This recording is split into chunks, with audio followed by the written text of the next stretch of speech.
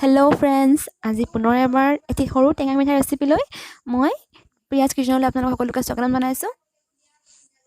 আজি একেবাৰে সৰু আৰু চিম্পুল ৰেচিপি টেঙা আমৰ জেলি কেনেকৈ বনায় এই সৰু ৰেচিপিটো চাই লওঁ আহক। একেবাৰে শ্বৰ্ট ৰেচিপি।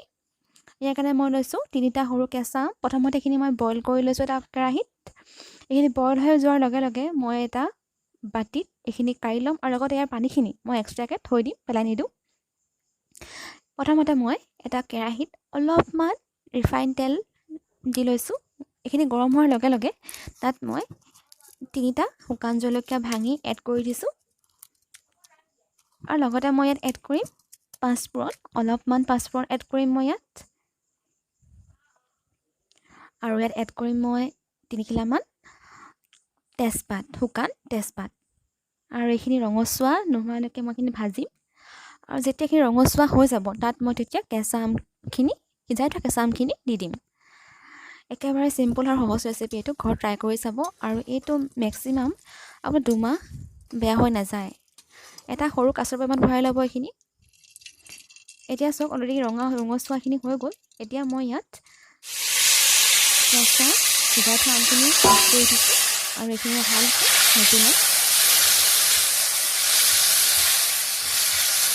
আৰু অলপ খন্তিখন দি ভাঙি দিম এইখিনি আমখিনি।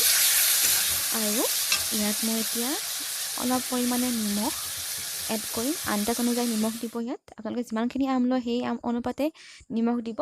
আৰু এতিয়া মই ইয়াত হাফ চামুচ নিমখ দিছোঁ আৰু অলপমান হালধি এড কৰিম। ইচ্ছা কৰিলে হালধি দিলেও হয়। ইয়াত মই অলপমান হালধি এড কৰিছোঁ। দিলে কালাৰটো ভাল আহিব, সেইকাৰণে মই অলপ হালধি এড কৰিছোঁ।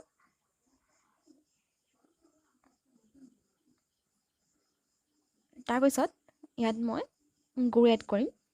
মই ইয়াত এপোৱা গুড় লৈছোঁ, এপোৱাতকৈ অলপ কম গুড় লৈছোঁ মই ইয়াত। এই গুড়খিনি ভালকৈ মই কাটি লৈছোঁ, কাটি পিনে দি দিম ইয়াত।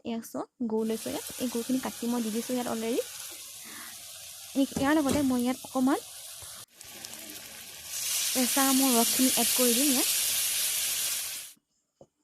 এতিয়া চাওক এইখিনি অলপ ঘন হৈ আহিছে।